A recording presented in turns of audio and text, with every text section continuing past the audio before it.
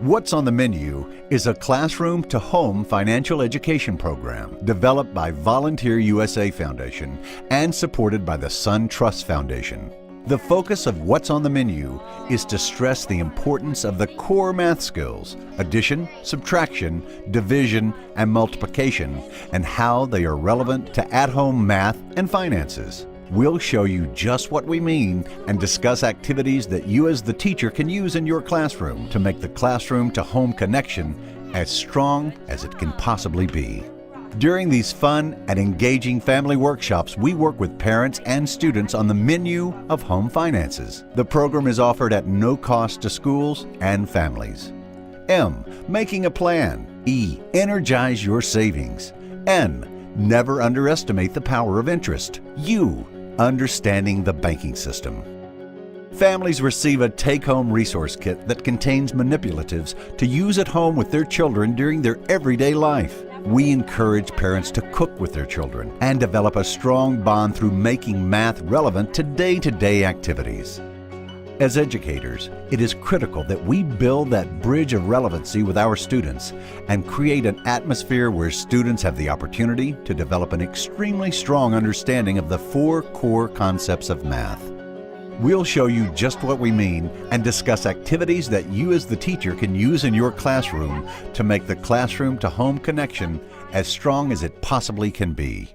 Over 25% of adults are unbanked or underbanked, and many parents now conduct all their banking needs through the internet. These groups are raising a generation of children who lack the background knowledge of the banking world. In the Introduction to Banking activity, we place a very math-oriented concept into an entertaining and engaging writing activity. We begin with a fun 2 truths and a lie. Students are to place their truths and lies on an index card and try to trick the other team into guessing a truth as the lie. This educational game quickly gives the educator a synopsis of where students are in their understanding of the banking system. It is critical that you debrief and fill in any needed holes that you may deem necessary based on your students' understanding of the banking system. Make certain that ATM, balance, checking account, deposit, withdrawal, overdraft, and savings account is introduced as new or common vocabulary. Students then create a drawing of a bank. They can do a map or a picture of the inside or outside of the bank. All of this is leading to an interview and newspaper article written in pairs to ensure that at least one of the pair has a strong background knowledge of banks. Just as with sight words in the primary grades, multiplication tables are extremely important for students to be able to instantly recall. A couple of sets of dice, or multiplication cubes as we call them, can go a long way in assisting students in their basic recall of the multiplication tables. What's the number? Ooh, it's a 12. It's a 12. All right, ready? 5. 60. You got it. Yeah. You got it.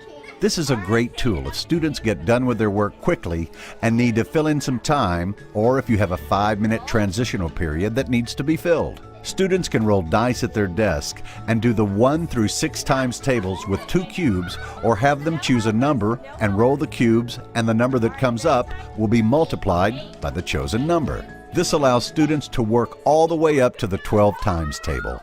When done as a whole group, speed becomes the key. Students need to be able to cite pattern in their daily math activities, such as multiplication facts that are related to each other. The aha moment of students when they put the pieces of this puzzle together is the beginning of the ability to see patterns in numbers. Don't be afraid to pull out the old 100 chart and have students look for patterns.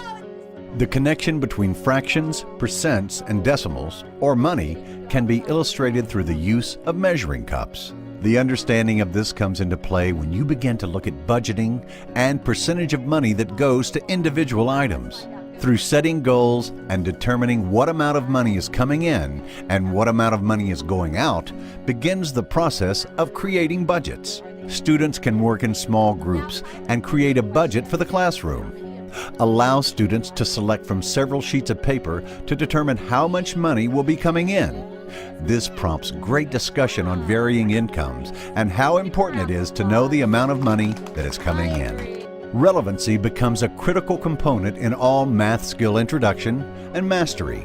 Students will utilize in their adult lives all 4 of the core math skills to solve real-world financial situations. And in many instances, they will do it in ways that have not yet even been realized. Online banking is an example of the progress that has quickly occurred and is a tool that can accomplish many common financial tasks. Generating classroom discussion with students about the potential of online banking and what it can and cannot do is a great introduction to a small group activity where students design new website homepages for the bank of their choice.